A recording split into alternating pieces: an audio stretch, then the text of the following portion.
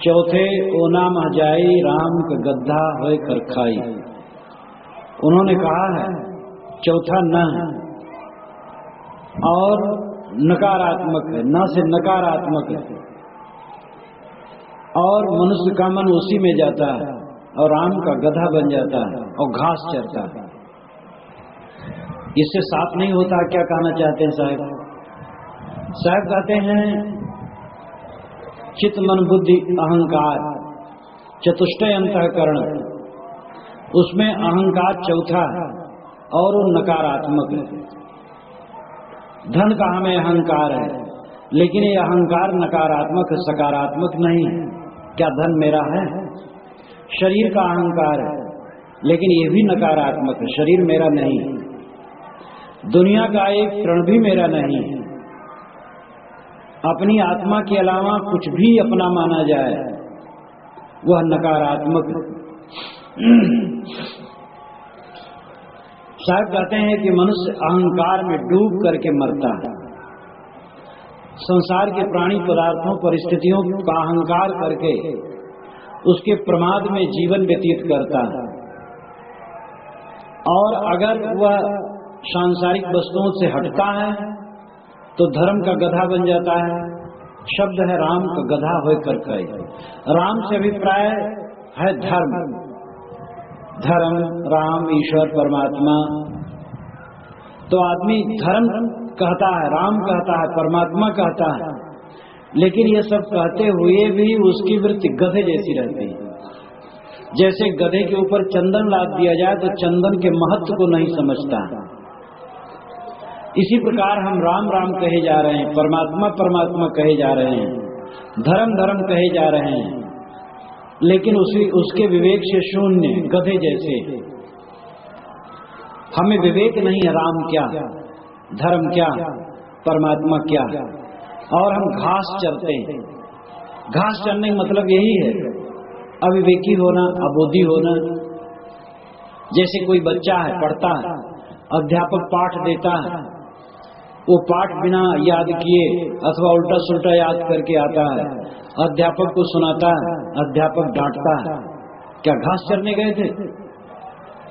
तुमने पाठ नहीं याद किया, क्या घास चरने गए थे? घास चरना यानी अविवेकी हो करके समय बिता देना। साहब कहते हैं लोग धर्म की बात करते हैं लेकिन घास चरते हैं, राम की बात कहते हैं, परमात्मा की बात कहते हैं, लेकिन घास चरते हैं। राम क्या तत्व है नहीं समझते। कवि साहब ने अपनी वाणियों में बारंबार हमें याद दिलाया है, राम नाम जाने बिना बहु गोर मुआ संसार, राम नाम निज जान के छाड़ देव वस्तु खोट। राम को जानने के लिए उन्होंने बारंबार कहा। मान तो सब रहे हैं, जानना बहुत जरूरी है। मान लेना बड़ी बात नहीं। ये ठीक है कि बच्चों को मान लेना चाहिए, लेकिन बुजुर्गों को जानना चाहिए। का माने कबूतर, खा माने खरगोश, बच्चों से कह दिया गया और बच्चे मान ले, इसी में कुशल है। लेकिन कब तक उनको केवल मनाते रहोगे? जानने की भी स्थिति आना चाहिए। विवेकी वह है कि जान करके मानता है, साधारण वह है कि मान लेता है तब जानने की चेष्टा करता है। और वह बहुत ही बेकार आदमी है जो मान लेते और जानने की चेष्टा कभी नहीं करते। जो जानता नहीं है, केवल शब्दों से बोध नहीं होता है। इसलिए हमें जानने की चेष्टा करनी चाहिए। साहब व्यंग करते राम का गद्दा होकर खाई। हम राम के गधे बने, धर्म के गधे बने। धर्म धर्म चिल्लाते हैं, राम राम चिल्लाते हैं, परमात्मा परमात्मा चिल्लाते हैं, लेकिन घास चरते हैं। आदमी का सारा धार्मिक लक्ष्य माया के अंदर जीवन भर बना रहता है।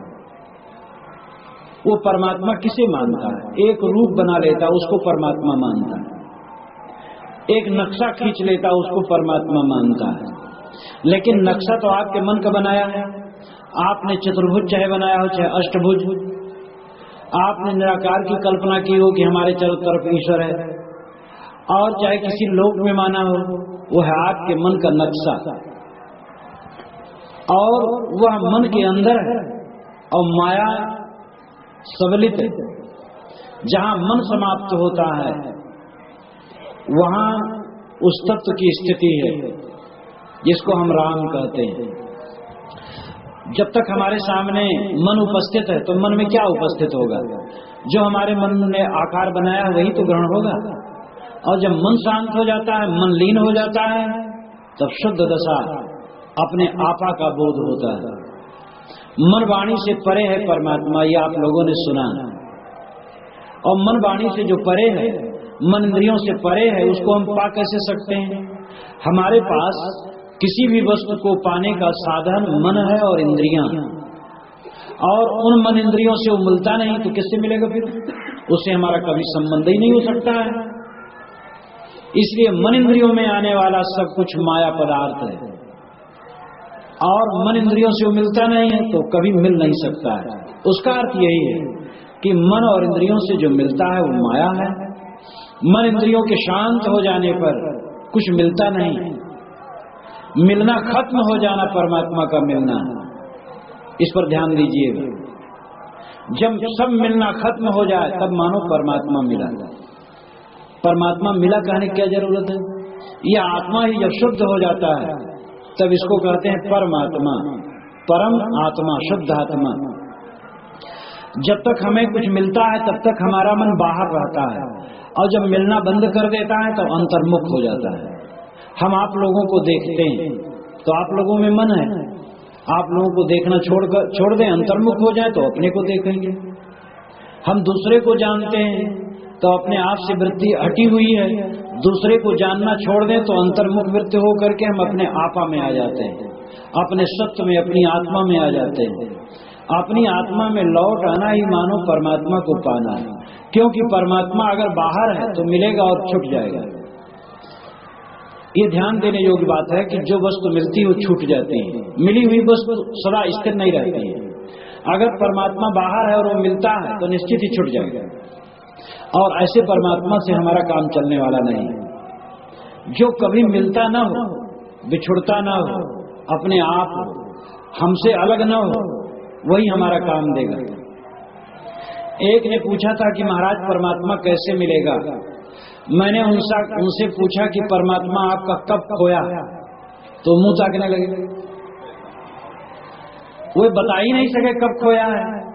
जब आप ये जानते ही नहीं कि कब खोया है तो कैसे मिलेगा? ये प्रश्न ही बेकार है।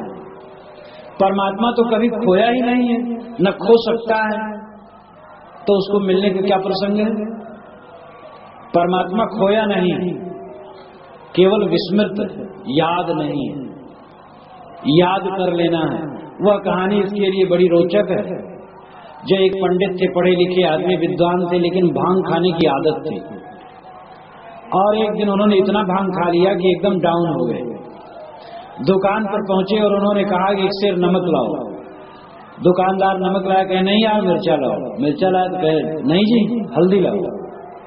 तो दुकानदार जानता था कि ये बड़े भगेड़ी आदमी हैं। उसने मजाक किया, पंडित जी आप गधे सरीखी बात करते हैं। तो उन्होंने कहा तो क्या मैं गधा हो गया? कहे बिल्कुल।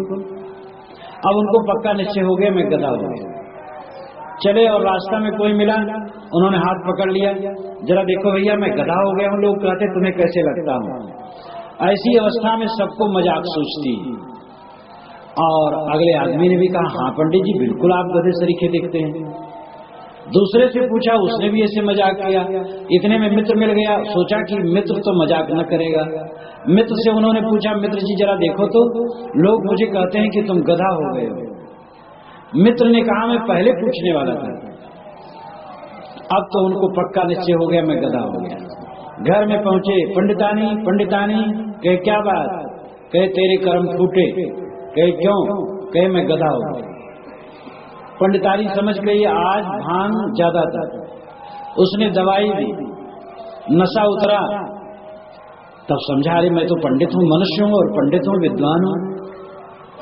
उनका मनुष्यत्व, उनका पांडित्य, उनकी विद्वता कहीं गई नहीं थी, नशा में दब गई थी। हमारा परमात्मत्व तो कहीं गया नहीं, नशा में दब गया। धन का नशा, जन का नशा, विद्या का नशा, साधु गृहस्थ होने का नशा, विद्वान होने का नशा, दुनिया की एक एक चीज का जो नशा है, उसी नशा में हमारा परमात्मत्व, हमारा शिवत्व, हमारा ब्रह्मत्व, हमारा गुरुत्व दब गया। इसलिए परमात्मा पाना नहीं, किंतु नशा को दूर करना है।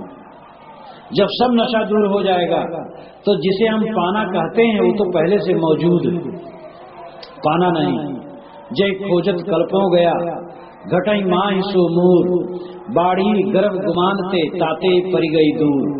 सदगुरु कहते हैं जिसको खोजते खोजते कल्पों बीत गए हैं, वह मूल तत्व तो तेरे अंदर ही है, तेरा स्वरूप ही।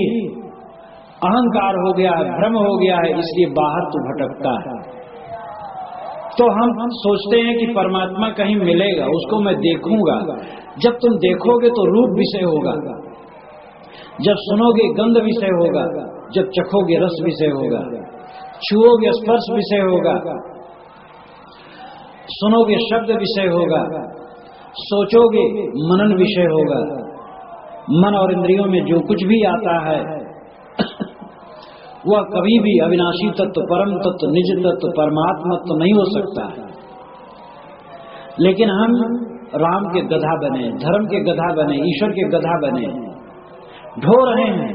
राम शब्द को ढो रहे हैं, ईश्वर शब्द ढो रहे हैं, परमात्मा शब्द ढो रहे हैं। जस खर चंदन लाजो भारा, परिमल बास न जान गंवारा। कहाँ कबीर खोजे असमाना, सो न मिला जो जाय अभिमाना। साहब कहते हैं गधा चंदन का भार ढो रहा है लेकिन सुगंधी के महत्व को नहीं जानता है। बैल दीजे जायफल क्या बूझे क्या खाए। बैल को जायफल दिया जाए वो क्या समझेगा क्या खाएगा। इसलिए परमात्मा शब्द का जो चारों तरफ है और सब कहे जा रहे हैं भगवान की कृपा जब होगा होगा। हर बात में भगवान की कृपा, तकिया कलाम भगवान की कृपा, सब बात में राम जी की कृपा। अरे तुम्हारी कृपा भी कुछ है कि कुल राम जी की कृपा। तुम अपनी कृपा अपने ऊपर नहीं करोगे, राम जी की कृपा कैसे लगेगी।